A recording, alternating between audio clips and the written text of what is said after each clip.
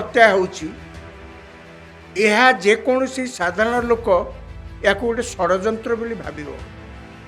କାହିଁକିନା ନବ ଦାସ କାରଣ ଯାହା ହେଇଥାଉ ନା, ଷଡ଼ଯନ୍ତ୍ରର କାରଣ ଯାହା ହେଇଥାଉ ନା କାହିଁକି, ଷଡ଼ଯନ୍ତ୍ର ହେଇଛି ବୋଲି ଅନେକ ଖୋରାକ ତା ଦେହରେ ଅଛି। ବିରୋଧୀ ପକ୍ଷରୁ ୟାକୁ ସ୍ପଷ୍ଟ ଭାବରେ ସିବିଆଇ ଇନକ୍ୱାରି କରିବା ପାଇଁ ବାରମ୍ବାର ଦାବି କରାହେଉଥିଲା। ଥରେ ନୁହେଁ, ବାରମ୍ବାର ଦାବି କରାହେଉଥିଲା। ଏବଂ ସରକାରରେ ଥିବା ବ୍ୟକ୍ତିମାନେ ଯଦି କୌଣସି ନା କୌଣସି କାରଣରୁ ରାଗିଗଲେ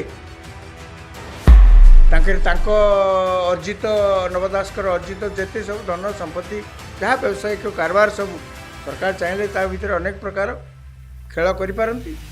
ଇଏ ମଧ୍ୟ ରାଜନୈତିକ ଦୃଷ୍ଟିକୋଣରୁ କନଭିନିଏଣ୍ଟ ବୋଲିକିରି ବୋଧହୁଏ ବର୍ତ୍ତମାନ ସେ ସିବିଆଇ ଇନକ୍ୱାରି କଥା କହୁଛନ୍ତି, ଯାହା ସେତେବେଳେ ସେ କହିବାକୁ ସାହସ କରିନଥିଲେ। ହ୍ୟାଲୋ, ନମସ୍କାର, ମୁଁ ଡକ୍ଟର ରାଜାରାମ ଶତପଥୀ। ପାୱାର କରିଡରକୁ ଆପଣମାନଙ୍କୁ ସ୍ୱାଗତ। ଝାରସୁଗୁଡ଼ାର ପୂର୍ବତନ ବିଧାୟିକା ଦୀପାଳି ଦାସ ଏଇ ନିକଟରେ ଦାବି କରିଛନ୍ତି ଯେ ତାଙ୍କ ବାପା ନବ ଦାସ, ଯିଏକି ସ୍ୱାସ୍ଥ୍ୟମନ୍ତ୍ରୀ ଥିଲେ ଏବଂ ତାଙ୍କୁ ଯେଉଁଭଳି ଜଘନ୍ୟ ଭାବରେ ହତ୍ୟା କରାଯାଇଥିଲା ତାର ସିବିଆଇ ତଦନ୍ତ ହଉ। ଅତି ଭଲ କଥା କହିଛନ୍ତି, କାହିଁକି ନା ତାଙ୍କ ବାପା ନବ ଦାସ ଗୋଟେ ସାମ୍ବିଧାନିକ ପଦବୀରେ ଥିଲେ। ଓଡ଼ିଶାର କ୍ୟାବିନେଟ୍ ପାହ୍ୟାର ସ୍ୱାସ୍ଥ୍ୟମନ୍ତ୍ରୀ ସେ ଥିଲେ ଏବଂ ସରକାରୀ ଗସ୍ତରେ ଥିବାବେଳେ ବ୍ରଜରାଜନଗର ନିକଟରେ ଗୋଟେ ପୋଲିସ ବିଟ୍ର କନଷ୍ଟେବଲ, ଯାହାକୁ ସେଇ ଜାଗାରେ ସେଦିନ ଡ୍ୟୁଟିରେ ରଖାଯାଇଥିଲା, ସେ ତାଙ୍କୁ ଗୁଳି ମାରିକିରି ସେ ଗାଡ଼ିରେ ସେଠି ପହଞ୍ଚିବା ମାତ୍ରେ ତାଙ୍କୁ ଗୁଳି ମାରି ଦେଇଥିଲେ। ତାଙ୍କ ଝିଅ ହିସାବରେ ଦୀପାଳି ଦାସ ବାପାଙ୍କ ହତ୍ୟାକାଣ୍ଡର ସିବିଆଇ ଇନକ୍ୱାରି ଡିମାଣ୍ଡ କରିବା ଭଲ କଥା। ପ୍ରଥମତଃ ସିଏ ଡିମାଣ୍ଡ କରିବେନି ତ ଆଉ କିଏ ଡିମାଣ୍ଡ କରିବ? ତାଙ୍କ ପରିବାର ଲୋକ ଡିମାଣ୍ଡ କରିବେନି, ନବ ଦାସଙ୍କର ପରିବାର ଲୋକ ତ ଆଉ କିଏ କରିବ? ପ୍ରଥମେ ତ ସେଇ କରିବେ, ଅନ୍ୟମାନେ ତ କିଏ କୋଉଠି କରିବେ, କରିଛନ୍ତି ମଧ୍ୟ। କିନ୍ତୁ ପ୍ରଶ୍ନ ଏଠି ଉଠୁଛି, ଏତେ ଦିନ ପରେ ତାଙ୍କ ପରିବାର ପକ୍ଷରୁ ସିବିଆଇ ଇନକ୍ୱାରି ପାଇଁ ଡିମାଣ୍ଡ କାହିଁକି ଉଠିଲା? ଆଉ ଦିନ କେଇଟାରେ ନବ ଦାସଙ୍କର ହତ୍ୟାକାଣ୍ଡ ହବାର 2 ବର୍ଷ ପୂର୍ବ ଜାନୁଆରୀ 29 ତାରିଖ 2023 ମସିହାରେ ଏ ଘଟଣା ଘଟିଥିଲା। ସେଥିପାଇଁ କହିଲି ଯେ ଆଉ ଦିନ କେଇଟାରେ 2 ବର୍ଷ ପୂର୍ବ। ଏବଂ ସେତେବେଳେ ଯେତେବେଳେ ଏଇ ଘଟଣା ହେଇଥିଲା ସାରା ଓଡ଼ିଶା ସ୍ତବ୍ଧ ହୋଇଯାଇଥିଲା। ସ୍ତବ୍ଧ ହେବାର ପ୍ରମୁଖ କାରଣ ହେଉଛି, ଆଜ୍ଞା, ଓଡ଼ିଶା ଗୋଟେ ଶାନ୍ତିପ୍ରିୟ ରାଜ୍ୟ। ଏଠି ଏଇ ଯେଉଁ ରାଜନୈତିକ ହତ୍ୟାକାଣ୍ଡ, ପିଠିରୁ ପଛରୁ ଆସିକରି ଛୁରା ମାରିବା ରାଜନୀତିରେ, ଏଇସବୁ ଓଡ଼ିଆ ଲୋକେ ଏଥିରେ ଅଭ୍ୟସ୍ତ ନୁହନ୍ତି। ଓଡ଼ିଶାରେ ଏଇ ପ୍ରକାର ଅତୀତରେ ଆପଣ ଦେଖନ୍ତୁ, ଯେବେଠାରୁ ଓଡ଼ିଶାର ରାଜନୀତି ଦାନା ଧରିଲାଣି, ଅର୍ଥାତ୍ ଯେଉଁଦିନ ଠାରୁ ଓଡ଼ିଶା ନିର୍ବାଚନ ହେଲାଣି ଓଡ଼ିଶା ବିଧାନସଭା ପାଇଁ, ଏଇ ପ୍ରକାର ରାଜନୈତିକ ଶତ୍ରୁତା ତ ସବୁବେଳେ ଥିଲା, ରହିବ। କିନ୍ତୁ ଏଇ ଯେଉଁ ହତ୍ୟାକାଣ୍ଡ, ପଛରୁ ଛୁରା ମାରିବା, ଗୋଟିଏ କଥା କହି ଆଉ ଗୋଟେ କାମ କରିବା, ଏଇସବୁ କାମରେ ଓଡ଼ିଶାର ଲୋକମାନେ ଅଭ୍ୟସ୍ତ ନୁହନ୍ତି। ମୋଟେ ସେ କାମ ସେ କରନ୍ତିନି, ଆଉ ଏସବୁ କାମକୁ ଘୃଣା ବି କରନ୍ତି। ତେଣୁ ନବ ଦାସଙ୍କର ଯେତେବେଳେ ହତ୍ୟାକାଣ୍ଡ ହେଲା ସାରା ଓଡ଼ିଶା ସ୍ତବ୍ଧ ହୋଇଯାଇଥିଲା। ଆହୁରି କ'ଣ ସ୍ତବ୍ଧ ହୋଇଥିଲା ଯେ ଜଣେ ପୋଲିସ କନଷ୍ଟେବଲ କାହିଁକି ତାଙ୍କୁ ମାରିବେ? ତାଙ୍କ ସହିତ ତାଙ୍କର କ'ଣ, ସିଏ କ'ଣ ରାଜନୈତିକ ଶତ୍ରୁ? କାହିଁ ମାରିବେ? ବ୍ୟବସାୟିକ ଶତ୍ରୁ ନା, ବିଶ୍ୱାସ ହେଉନି। କାହିଁକିନା ନବ ଦାସ ଜଣେ ବଡ଼ ବ୍ୟବସାୟୀ ଥିଲେ, ଅନେକ ଟଙ୍କା ରୋଜଗାର କରିଛନ୍ତି, ହୋଟେଲ ଫୋଟେଲ କରିଛନ୍ତି, ତାଙ୍କର ଅନେକ ବ୍ୟବସାୟ ସବୁ ଥିଲା। ଏବଂ ଯିଏ ତାଙ୍କୁ ହତ୍ୟା କଲା ସେ ପୋଲିସ କନଷ୍ଟେବଲ, ତାଙ୍କ ସହିତ ତ ତାଙ୍କର କିଛି ବ୍ୟବସାୟିକ ସମ୍ପର୍କ ନଥିବ ନା, କାହିଁକି ମାରିଲା? ଖାଲି ସେତିକି ନୁହେଁ, ଆଉ ଗୋଟେ ଘଟଣା ମଧ୍ୟ ସେତେବେଳେ ଘଟିଲା ଯେ ନବ ଦାସଙ୍କର ହତ୍ୟାକାଣ୍ଡ ଠିକ ପରେ ପରେ ଜଣେ ଡାକ୍ତର ସଫେଇ ଦେଇ କହୁଛନ୍ତି ଯେ ଯିଏ ମାରିଲା ସିଏ ତାଙ୍କୁ 7-8 ବର୍ଷ ଆଗେ ତାଙ୍କର ମାନସିକ ଦୁଶ୍ଚିନ୍ତା ପାଇଁ ତାଙ୍କୁ ମଧ୍ୟ ଟ୍ରିଟମେଣ୍ଟ କରିଥିଲା। ଆଜ୍ଞା କି କଥା ଇଏ? ସେ କଥା ମଧ୍ୟ ନ ଉଠୁଣୁ ସେ ତାଙ୍କର କହି ପକେଇଲେଣି ସେ କଥା। ଇଏ ମାନସିକ ବିକାରଗ୍ରସ୍ତ ବ୍ୟକ୍ତି ଥିଲେ, ମାନେ କହିବାର ଉଦ୍ଦେଶ୍ୟ ହେଉଛି ଯେ ଇଏ ମାନସିକ ବିକାରଗ୍ରସ୍ତ ବ୍ୟକ୍ତି ଥିଲେ, ଯିଏକି ମାନସିକ ସନ୍ତୁଳନ କୌଣସି କାରଣରୁ ହରେଇ ଜଣେ କ୍ୟାବିନେଟ୍ ମନ୍ତ୍ରୀଙ୍କୁ ଯାଇକି ମାରିଦେଇଛନ୍ତି, ଗୁଳି ମାରି ଦେଇଛନ୍ତି। ଏଇଟା ବି ଗୋଟେ ଅବିଶ୍ୱାସଯୋଗ୍ୟ କଥା। ଏହାର କାରଣ ହେଉଛି ଯଦି ପ୍ରକୃତରେ ଆପଣ ଜଣେ ମାନସିକ ରୋଗୀମାନଙ୍କର ଚିକିତ୍ସା କରୁଥିବା ଡାକ୍ତର, ଆଜ୍ଞା ଆପଣ କେଉଁ 7-8 ବର୍ଷ ଆଗେ, 5 ବର୍ଷ ଆଗେ, 3 ବର୍ଷ ଆଗେ, 6 ବର୍ଷ ଆଗେ କେଉଁ ପେସେଣ୍ଟକୁ କ'ଣ ଟ୍ରିଟମେଣ୍ଟ କରିଥିଲେ ଆପଣଙ୍କର ସେମିତି ମୁହଁରେ ସବୁ ମନେ ଅଛି, ସବୁ କଥା ଏମିତି ମନେ ଅଛି। ମୋତେ ଯଦି ଏଇଖିଣା ପଚାରିବେ ଆପଣ 5 ବର୍ଷ ଆଗେ କ'ଣ ରିପୋର୍ଟିଂ କରିଥିଲେ, କ'ଣ ମୁଁ ସବୁ ଏମିତି ମୁଖସ୍ଥ କରିକି ରଖିଛି ସବୁ କହିଦେବି? କିଏ କହିପାରିବ କହିଲେ? ଯିଏ ରାଜନୀତିରେ ଅଛନ୍ତି ସେ ତାଙ୍କୁ ପଚାରିବେ ଆପଣ ଯେତେବେଳେ ପ୍ରଥମେ ରାଜନୀତିରେ ଆସିଥିଲେ, ଗୋଡ଼ ଦେଇଥିଲେ, ସେଇ ବର୍ଷ ଆପଣ କେତେଟା ପବ୍ଲିକ ମିଟିଂ କରିଥିଲେ, କେଉଁଠି କେଉଁଠି ଯାଇଥିଲେ, ୱାର୍କର ସମ୍ମିଳନୀ କରିଥିଲେ କହିଲେ? ଏମିତି କ'ଣ କିଏ କହିପାରିବ? ଇଏ କିନ୍ତୁ କହିଦେଲେ। ମାନେ ମୋର କହିବା କଥା, ନବ ଦାସ ଜଣେ ସାଧାରଣ ବ୍ୟକ୍ତି ନଥିଲେ, ସେ ଭାରତର ଏକ ସାମ୍ବିଧାନିକ ପଦବୀରେ ଥିଲେ। କ୍ୟାବିନେଟ୍ ମନ୍ତ୍ରୀ ମାନେ ଗୋଟେ ସାମ୍ବିଧାନିକ ପଦବୀ,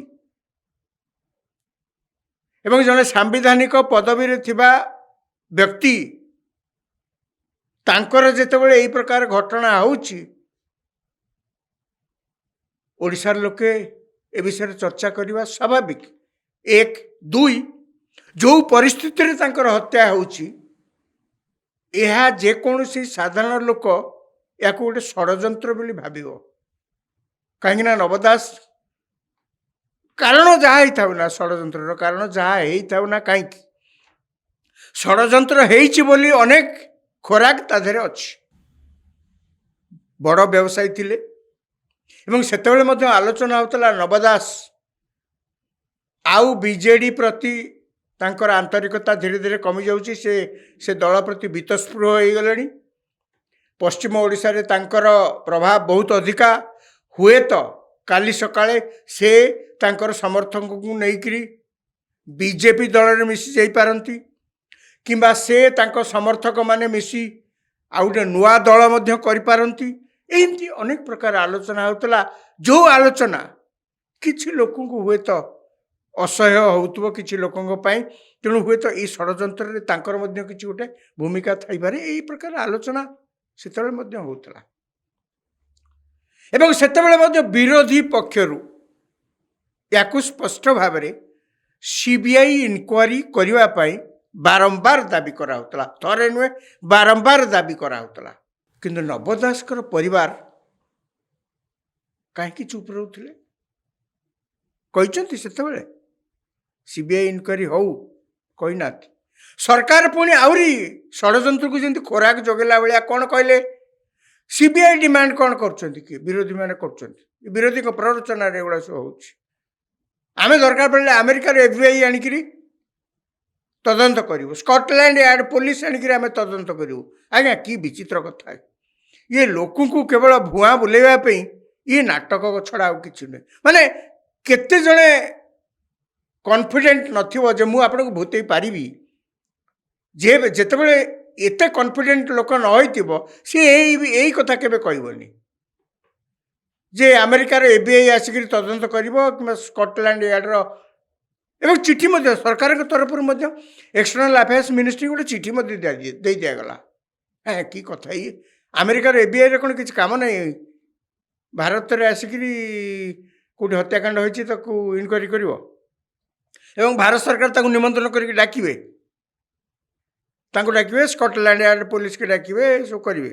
ମାନେ କ'ଣ ମାନେ ମାନେ ସାଧାରଣ ଲୋକଙ୍କୁ ଅତି କ'ଣ କିଛି ନ ଭାବୁଥିଲେ, ତାଙ୍କ ବାବଦରେ ଅତି କିଛି ନ ଭାବୁଥିଲେ, ଏଇ କଥା ଜଣେ ଏ ପ୍ରକାର ଦୁଃସାହସ କେବେ କରିବନି। ଆଜ୍ଞା ଗୋଟେ ଆପଣ ଯେଉଁ ଚେୟାରରେ ବସିଛନ୍ତି ଗୋଟେ ସାମ୍ବିଧାନିକ ପଦବୀ, ଆପଣ ଯେଉଁ କଥା କହୁଛନ୍ତି ତାକୁ ଭାବିଚିନ୍ତିକିରି କହିବା କଥା। କହିଲେ ତ ଦେଲେ। ଆଉ ମୋର କହିବା କଥା, ସେତେବେଳେ ନବ ଦାସଙ୍କର ପରିବାରର ଲୋକମାନେ ଯେଉଁମାନେ ଆଜି ବାପାଙ୍କର ଅର୍ଜିତ ଧନ ସମ୍ପତ୍ତିରେ, ସେମାନେ ତ ଆଜି ହେଲିକପ୍ଟର ଚଢ଼ି ବୁଲୁଛନ୍ତି ନା। ସେ କିଛି କମ୍ ବଡ଼ ବ୍ୟବସାୟୀ ନଥିଲେ, ସେ ବେଶ ଧନୀ ଥିଲେ। କିନ୍ତୁ କାହିଁକି ସେତେବେଳେ ତାଙ୍କ ଝିଅ, ତାଙ୍କ ପୁଅ, ତାଙ୍କ ପରିବାରର କେହି ଯେତିକି ଦୃଢ଼ତାର ସହିତ କହିବା କଥା ମୋତେ ତ କହିଲେନି। ଆଉ କାହିଁକି କହିଲେନି? ଆଜି କାହିଁ କହୁଛନ୍ତି? କାହିଁକି ନା ଏଇଟା ରାଜନୈତିକ ଦୃଷ୍ଟିକୋଣରୁ ଟିକେ ସୁବିଧା ହେଉଛି। କ'ଣ ସୁବିଧା? ସେତେବେଳେ କାହିଁ କହିଲେନି ନା, ଯଦି କହିଥାନ୍ତେ ବିଜେଡ଼ିର ଯେଉଁମାନେ କ୍ଷମତାରେ ଅଛନ୍ତି ସେ ରାଗିଥାନ୍ତେ ଏବଂ ସରକାରରେ ଥିବା ବ୍ୟକ୍ତିମାନେ ଯଦି କୌଣସି ନା କୌଣସି କାରଣରୁ ରାଗିଗଲେ,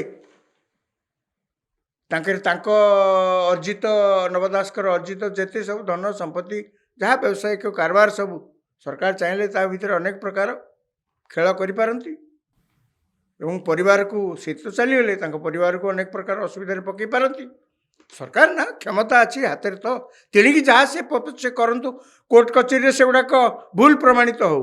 ଆଜ୍ଞା ତ ଆପଣ ତ ଆଗେ ହଇରାଣ ହେଇଗଲେ ନା, ଏକଥା କରିପାରନ୍ତି। ଖାଲି ସେତିକି ନୁହେଁ ଆଜ୍ଞା, ରାଜନୀତିର ଲୋଭ ବି କେତେ ଦେଖନ୍ତୁ। ଯେହେତୁ ଦୀପାଳି ଦାସକୁ ବିଜେଡ଼ି ଦଳ ପକ୍ଷରୁ ଦିଆଗଲା ଯେ ଆମେ ଆପଣଙ୍କୁ ଟିକେଟ୍ ଦେବୁ, ଆପଣ ଏଠି ଲଢ଼ିବେ ନିର୍ବାଚନରେ, ସେ ଲଢ଼ିଲେ।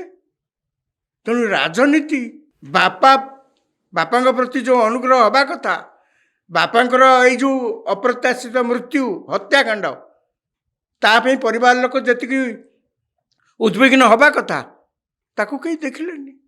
କାହିଁକିନା ରାଜନୈତିକ ଦୃଷ୍ଟିକୋଣରୁ ସେତେବେଳେ ଚୁପ୍ ରହିବା ଏବଂ ସରକାର ଯାହା କରୁଛନ୍ତି ସବୁ ଠିକ୍ ବୋଲିକିରି କହିବା, ଇଏ ରାଜନୈତିକ ଦୃଷ୍ଟିକୋଣରୁ କନଭିନିଏଣ୍ଟ ଥିଲା। ଏବେ ତ ସେ ସରକାର ଆଉ ନାହାନ୍ତି। ସେ ବି ଦେଖୁଛନ୍ତି ଯେଉଁ ସରକାର ସମୟରେ ଏ କଥା କହିଥିଲେ ସେ ସରକାର ଗଲେଣି। ବର୍ତ୍ତମାନ ତ ନୂଆ ଯୁଗ, ନୂଆ ସରକାର, ନୂଆ ରାଜନୈତିକ ଦଳ। ସିବିଆଇ କଥା କହିଲେ କଥାଟା ଠିକ୍ ବାଟରେ ବାଜିବ ଏବଂ ବର୍ତ୍ତମାନର ଯିଏ କ୍ଷମତାରେ ଅଛନ୍ତି ସରକାର ଖୁସ୍ ହେବେ। ଇଏ ମଧ୍ୟ ରାଜନୈତିକ ଦୃଷ୍ଟିକୋଣରୁ କନଭିନିଏଣ୍ଟ ବୋଲିକିରି ବୋଧହୁଏ ବର୍ତ୍ତମାନ ସେ ସିବିଆଇ ଇନକ୍ୱାରି କଥା କହୁଛନ୍ତି, ଯାହା ସେତେବେଳେ ସେ କହିବାକୁ ସାହସ କରିନଥିଲେ। ଏମିତି କ'ଣ କହିଲେ ତାକୁ ଲୋକ କ'ଣ ପସନ୍ଦ କରିବେ? ସିବିଆଇ ଇନକ୍ୱାରି ହେବ କି ନ ହେବ ସେ ତ ପର କଥା। କିନ୍ତୁ ମୋର କହିବା କଥା, ଆପଣ ଯେତେବେଳେ ଚୁପ୍ କହିବା କଥା ସେତେବେଳେ ଚୁପ୍ ରହିଲେ, ଯେତେବେଳେ ନ କହିବା କଥା ଆଉ ଆବଶ୍ୟକତା ନାହିଁ, ପ୍ରାସଙ୍ଗିକତା କେବଳ ନିଜର ବଢ଼େଇବା ପାଇଁ ଆପଣ ଯଦି ବର୍ତ୍ତମାନ ବି କହୁଥାନ୍ତି ଏବଂ ରାଜନୈତିକ ଫାଇଦା ପାଇଁ ବର୍ତ୍ତମାନ କହୁଥାନ୍ତି, ଲୋକମାନେ କେହି ଆପଣଙ୍କୁ ପସନ୍ଦ କରିବେନି। ଦେଖିବା ତାଙ୍କର ଯେଉଁ ନୂଆ କଥା ସେ କହିଛନ୍ତି ସିବିଆଇ ଇନକ୍ୱାରି ପାଇଁ, ୟାକୁ କେତେ ଦୂର, ଥରେ କହିକିରି ଚୁପ୍ ହେଇଗଲେ ତ ହେବନି, ଆପଣ ବାରମ୍ବାର ସେ କଥାକୁ କହିବାକୁ ପଡ଼ିବ। ଅନ୍ତତଃ ଲୋକଙ୍କ ମନ ଭିତରେ ଗୋଟେ ବିଶ୍ୱାସ ସୃଷ୍ଟି କରିବା ପାଇଁ ଯେ ନାଇଁ, ପ୍ରକୃତରେ ବାପାଙ୍କର ଏଇ ଯେଉଁ ହତ୍ୟାକାଣ୍ଡ ହେଇଥିଲା ଏଥିରେ ସମ୍ପୂର୍ଣ୍ଣ ରୂପେ ଷଡ଼ଯନ୍ତ୍ର ଥିବା ଗନ୍ଧ ବାରି ହେଉଛି। ତେଣୁ ମୁଁ ରାଜ୍ୟ ସରକାରଙ୍କର ତଦନ୍ତକାରୀ ସଂସ୍ଥା ଉପରେ ମୋର ବିଶ୍ୱାସ ନାହିଁ। କେନ୍ଦ୍ରୀୟ ସଂସ୍ଥାକୁ ସେଥିଲାଗି ମୁଁ ଅନୁରୋଧ କରୁଛି ବା ଦାବି କରୁଛି ସରକାରଙ୍କୁ ତୁରନ୍ତ ଏ ଘଟଣାର ତଦନ୍ତ ନିର୍ଦ୍ଦେଶ ଦିଅନ୍ତୁ କେନ୍ଦ୍ରୀୟ ତଦନ୍ତକାରୀ ସଂସ୍ଥା ଦ୍ୱାରା। ବାରମ୍ବାର ଏକଥା କହିଲେ ତ ଅନ୍ତତଃ ଲୋକଙ୍କର ଗୋଟେ ଭାବ ମୂର୍ତ୍ତି ଯାହା ଆପଣଙ୍କ ବାବଦରେ ହେଇଛି, ସେତେବେଳେ ମଧ୍ୟ ଲୋକ ସେୟା ପ୍ରଶ୍ନ କରୁଥିଲେ, କି କଥା ଇଏ, ବାପା ଚାଲିଗଲେ, ଏଇଭଳି ଭାବରେ ଜଣେ ଏଡ଼େ ବଡ଼ ନେତା ଥିଲେ, ବାପା ଚାଲିଗଲେ, ତାଙ୍କ ପରିବାର ପକ୍ଷରୁ କେହି ନାହାନ୍ତି, କିଛି କହୁନାହାନ୍ତି। ବରଂ ସେତେବେଳେ ଆହୁରି ଯିଏ ଯେଉଁଠି କହୁଥିଲା ତାଙ୍କୁ ସେ ପରୋକ୍ଷରେ ସମାଲୋଚନା ବି କରୁଥିଲେ। ସମସ୍ତେ ଶୁଣିକି ଦେଖିକିରି ଯେତେ ଆଶ୍ଚର୍ଯ୍ୟ। ଏବେ ଦେଖିବା ଆଗକୁ କ'ଣ ଏ ଡିମାଣ୍ଡ ଏଇ ଥରକରେ କହିକି ରହିଗଲେ ନା ଆଗକୁ ଜୋର କରୁଛନ୍ତି, ଆଗକୁ ଜୋରରେ କହୁଛନ୍ତି, ଅଧିକା ଥର କହୁଛନ୍ତି, ସରକାରଙ୍କୁ ଭେଟିକିରି କହୁଛନ୍ତି, ତାହା କେବଳ ଆମର ଦେଖିବା ବାକି ରହିଲା। ଧନ୍ୟବାଦ।